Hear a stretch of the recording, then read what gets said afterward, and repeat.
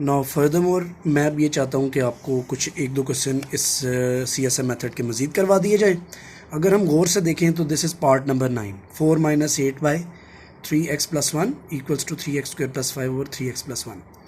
तो बेसिकली दो फ्रैक्शंस हैं अलजेब्रिक, तो मैंने कोशिश ये की कि उनको एक तरफ शिफ्ट कर देता हूँ। मैंने क्या किया जी, ये माइनस है, इधर जाके प्लस हो जाएगी, उस तरफ जंप करा दिया।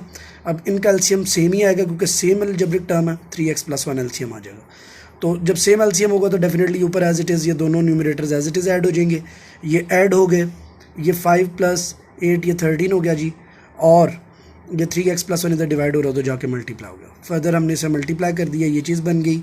अब ये x² की टर्म बड़ी टर्म होती है, तो ये x जो है वो छोटी टर्म इसलिए क्योंकि बाय पावर ये टर्म छोटी है। तो इन दोनों वैल्यूज़ को उठा के मैं राइट वर्ड ले गया, और का साइन मैंने लगा के इसे दोबारा लेफ्ट पे लिख लिया और इसे दोबारा राइट पे लिखा, क्योंकि अगर a 0 के बराबर है तो 0 भी a के बराबर है, 0 अगर a के बराबर है तो a भी 0 के बराबर है। पूरी टर्म दोबारा से शिफ्ट होकर और करके इधर आ सकती है। सो अगर हम इन्हें ऐड सब्ट्रैक्ट कर लें तो ये 3x² - 12x + 13 - 4 ये +9 बन जाएगा। क्लियर हो गया जी। अगर हम इस बात को मद्देनज़र रखें तो इन सब वैल्यूज़ के अंदर से 3 क्या आ रहा है, कॉमन आ रहा है। मैंने फ़ौरन से पहले कॉमन ले लिया, बग़ैर किसी हील हुज्जत के मैंने कॉमन लिया, बग़ैर। अब आप ज़रा देखिए, जब मैंने इसको कॉमन लिया तो क्या हुआ कि रिमेनिंग पार्ट जो रह गया वो रह गया x² - 4x + 3। अब अगर देखा जाए तो ये स्टैंडर्ड फॉर्म क्रिएट हो चुकी है। जब ये स्टैंडर्ड फॉर्म क्रिएट हो चुकी है और वैसे ही ऑटोमेटिकली यहाँ पे कोई हमारे पास कोफिशिएंट रहा नहीं, 1 है सिर्फ और सिर्फ। अगर यहाँ पे 5 रह जाता तो हम दोनों साइड पे 5 को डिवाइड करते, लेकिन क्योंकि नहीं है तो मौके मुनासबत के साथ वो वाला स्टेप, सेकंड स्टेप खत्म हो गया। +3 मैंने क्या किया, जिधर शिफ्ट कर दिया राइट वर्ड, कांस्टेंट शिफ्ट कर दिया और इसकी शेप बना दी। कैसे, x² - 2x। अच्छा देखिए, जब 4 में से 2 मैं पहले कॉमन ले लूँगा तो रिमेनिंग 2 ही रह जाएगा, तो ये 2 आ जाएगा। फिर आ जाएगी जी, अगर थर्ड टर्म देखी जाए तो यहाँ पर a - b² को मद्देनजर रखें, a² - 2ab, तो ये b है, तो मैंने एडिंग कर दिया जी b² ऑन बोथ साइड्स, ये आ गया, ये आ गया। ओके, इनके रूल्स भी बिल्कुल फॉलो हुए। उसके बाद क्या हो गया जी, नेक्स्ट यहाँ पर ये बन गया जी x - 2 का होल स्क्वायर। कैसे, a² - 2ab + b²। अब -3 + 4 क्या होता है जी, वो होता है 1, ये 1 आ गया। अगर हम आगे देखें, taking square root on both sides, तो इस तरीके से हमने स्क्वायर रूट ले लिया दोनों साइड पे, क्योंकि ये क्या कहते हैं वेरिएबल है, दैट्स दोनों पॉसिबिलिटीज़ लेंगे, प्लस और माइनस। प्लस की के साथ हमने इधर शिफ्ट कर दिया क्वेश्चन, माइनस के साथ इधर कर दिया। दोनों तरफ से हमें एक तरफ से x की वैल्यू 3 आ गई, 1 आ गई, सोल्यूशन सेट आ गया 3 और 1, कंप्लीट हो गया जी। अब हम फ़ौरन से पहले चलते हैं इसके अगले पार्ट की तरफ, 10वें पार्ट की तरफ।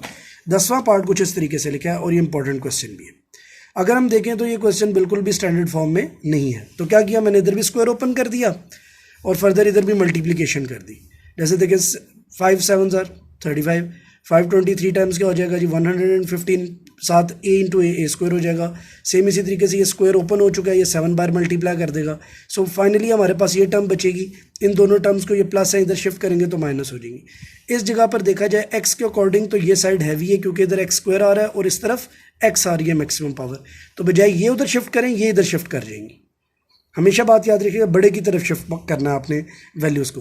तो हम जब राइट वर्ड शिफ्ट कर देंगे, ये दोनों पॉजिटिव दोनों नेगेटिव हो जाएंगे, और माइनस करने के बाद आएगा जी 7x² - 7ax - 84a² = 0। इन सब में 7 कॉमन होता है, ये सब 7 के टेबल में आते हैं। जैसे 12 × 7 = 84, तो ये दोनों तो वैसे ही 7 है, मैंने कॉमन लिया तो ये सारी चीज़ आ रही है। जितने अच्छे तरीके से टेबल्स आते होंगे आपको ज़ुबानी, आपके लिए कॉमन लेना उतना ही आसान होगा। तो इसीलिए हम अक्सर कहते हैं कि 20 तक टेबल्स याद करें, 20 तक टेबल्स याद करें, स्क्वायर्स याद करें 20 तक, और क्यूब्स याद करें 10 तक। अक्सर मैं कहता हूँ इससे यही होता है कि आपकी मैथ की स्पीड तेज़ हो जाती है। ठीक है जी, आगे आपकी अपनी कोशिश है। अब उसके बाद ज़रा देखिए आप, x² - ax - 12a² आ जाएगा = 0। वही बात है कि ये कांस्टेंट टर्म है, क्योंकि x वेरिएबल है, तो इसे उठा के मैं राइट वर्ड ले गया। अब ये चीज़ आ गई। अब इसका मैं स्क्वायर कंप्लीट करूँगा। कैसे होगा जी स्क्वायर कंप्लीट, बड़ा इजी है जी स्क्वायर कंप्लीट करना। कैसे, x² लिखा, -2x लिखा। अच्छा, अब इधर ज़रा देखो, बड़े मज़े की बात, इधर मज़े की बात ये है कि अगर हम गौर करें तो यहाँ पर लिखा हुआ है ax, 2 अगर मैं बाहर लिख देता हूँ और x भी लिख लेता हूँ, तो इधर तो 2 कॉमन ही नहीं आ रहा, तो मैंने डिवाइड कर दिया। मैंने ट्रिक क्या की, a/2 लिख दिया। अभी भी 2 से कटे तो ax ही बच जाता है, क्या ख्याल है, तो कोई फ़र्क नहीं पड़ेगा। इससे भी बिल्कुल सही तरीक़ेकार किया है। और यहाँ पर इससे हमें आइडिया हो गया कि जो हमने सेकंड टर्म ऐड करनी है a² - 2ab में, वो a/2 का होल स्क्वायर है, जो दोनों साइड पे हमने ऐड कर देना। सो मैंने a/2 का होल स्क्वायर इधर भी ऐड कर दिया, a/2 का स्क्वायर इधर भी ऐड कर दिया। a/2 का स्क्वायर क्या होगा, a² / 4, और ये तो कंप्लीट स्क्वायर कर देगा, a square minus 2ab plus b square, तो ये बन जाएगा जी एक्स माइनस, यानी कि यहाँ पे बन जाएगा इस शेप में एक्स माइनस ए बाई 2 का होल स्क्वायर।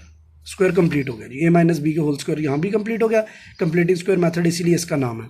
आगे हम क्या करेंगे, अगर इसको गौर से देखें, एलसीएम अगर हम लेते हैं नीचे इधर यहाँ पे 1 आता है, ठीक है, यू ऑल नो दैट, ठीक है, मैंने ये एक स्टेप ज़रा खा लिया क्योंकि आपको पता आपको भी एलसीएम लेना आता है, नीचे 1 आएगा तो 4 आ जाएगा जी एलसीएम, 4 12 और 48 प्लस ए स्क्वायर, तो 49 ए स्क्वायर बाय 4 आ जाएगा। अब मैं लेता हूँ जी दोनों साइड पे स्क्वायर रूट। जब मैं दोनों साइड पे स्क्वायर रूट ले रहा हूँ तो उसमें ये हो रहा है जी कि 49 तो 7 का है, ए स्क्वायर ए में कन्वर्ट हो जाएगा और 4 2, ये इसके स्क्वायर रूट निकालने के बाद 49 7 का स्क्वायर है और 4 जो है वो 2 का स्क्वायर है, तो ये रिमूव हो गया प्लस माइनस के साथ, एक प्लस की शेप को फॉरवर्ड कर लिया हमने, एक माइनस को फॉरवर्ड कर लिया।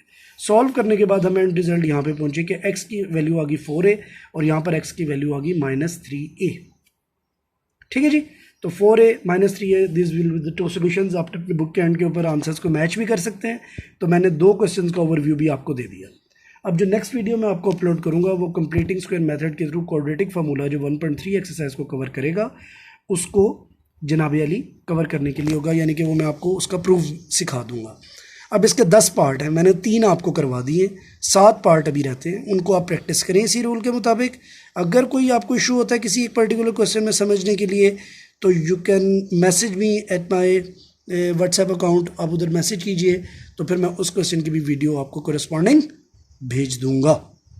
तो अभी जो नेक्स्ट आपको आएगी वीडियो वो आएगा डेरिवेशन ऑफ क्वाड्रेटिक फार्मूला, जिसके ऊपर 1.3 एक्सरसाइज डिपेंड कर रही है।